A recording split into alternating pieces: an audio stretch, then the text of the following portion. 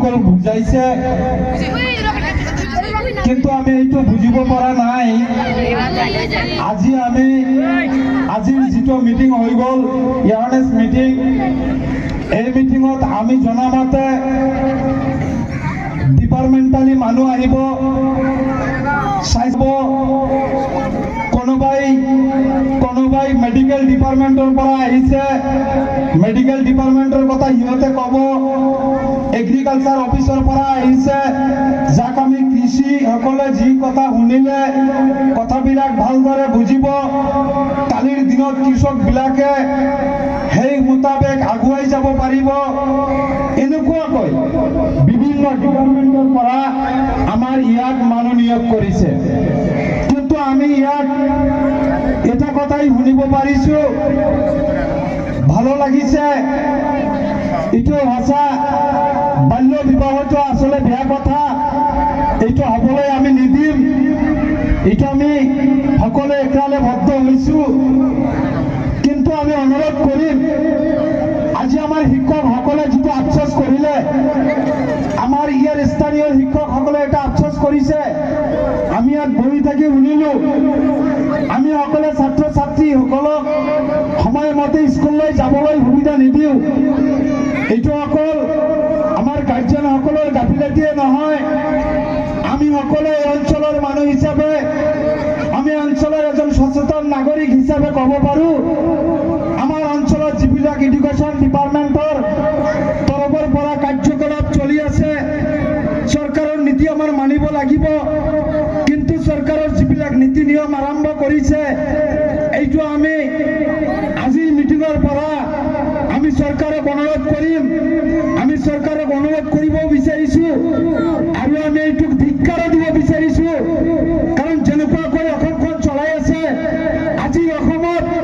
আমি ল'ৰা ছোৱালীক পঢ়াব নোৱাৰো, আজি স্কুলত গ'লে সিহঁতৰ ড্ৰেছৰ কথা ক'ব নোৱাৰো, শিক্ষকসকলক ক'ব নোৱাৰো, আমাৰ স্কুলৰ কিছুমান প্ৰেচিডেণ্ট বনাই দিছো, ইহঁতক আমি ভালকৈ ক'ব নোৱাৰো, খাদ্যবিলাকৰ কথা আমি ক'ব নোৱাৰো, অংগনবাদী বিলাকৰ এনেকুৱা অৱস্থা। আমি সেইকাৰণে অনুৰোধ কৰিম,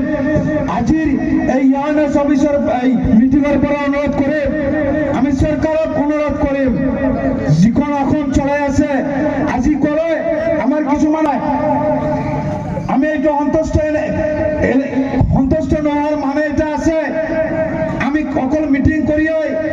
যিবিলাক কথা লেকচাৰ আৰু বক্তব্যৰ মাজত কৈ থাকো, সেইবিলাক আমাৰ অফিচাৰবিলাকে ভালদৰে নকৰে। ইয়াৰ প্ৰমাণ আছে, আজি আমাৰ কিছুমান মানুহ আহিছে ইয়াত, অৰুণোদয় সম্পৰ্কে সিহঁতে জ্ঞান ল'ব,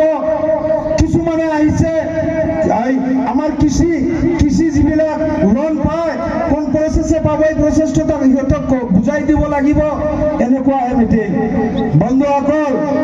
আপোনালোকে আজিৰ দিনত চৰকাৰে যি আৰম্ভ কৰিবলৈ লৈছে, অসমখন ধ্বংসৰ পথত গৈ আছে, আপোনালোকে চাব, অসমত শিক্ষা কেতিয়াও নহয়, আজিকালি স্কুলত আমাৰ হৈ থাকে ডেন্স, স্কুলত হৈ থাকে গান, মাষ্টাৰসকলে বহি থাকে তাত, সিহঁতে এনেকৈ কিছুমান পঢ়া শুনা কৰি আছে। আমাৰ চৰাঞ্চলত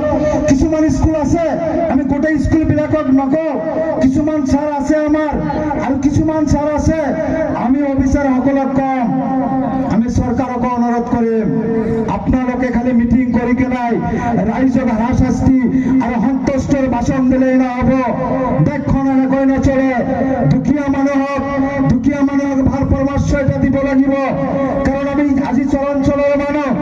আজি আমি বিশৃংখলখন সকলোতকৈ পিছপৰা বুলিহে আমাৰ এই মিটিংখন দিছে,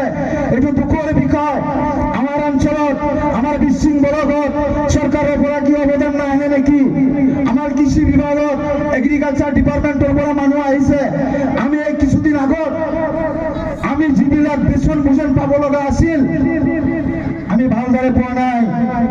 আমাৰ কিছুকে ভালদৰে পোৱা নাই। অকল মিটিঙত আহি এই কথাই ক'লেই নহয়, আমি এইবিলাকক অনুৰোধ কৰিম, চৰকাৰৰ যিমান ডিপাৰ্টমেণ্ট আছে, সকলো ডিপাৰ্টমেণ্টক আমি ৰাইজৰ তৰফৰ পৰা সকীয়াই দিব বিচাৰিছো, আপোনালোকে অলপ সজাগ হ'ব। আগৰ ৰাইজ, এতিয়া ৰাইজ বহুত ডিফাৰেঞ্চ, আজিকালি ৰাইজে বুজি পায়, আজিকালি ৰাইজে চব কথাই বুজি পায়, সেইকাৰণে আমি মা বুঢ়ীসকলক অনুৰোধ কৰিম, কিছুমানৰ বৃদ্ধ ভাতা গুচি গ'ল,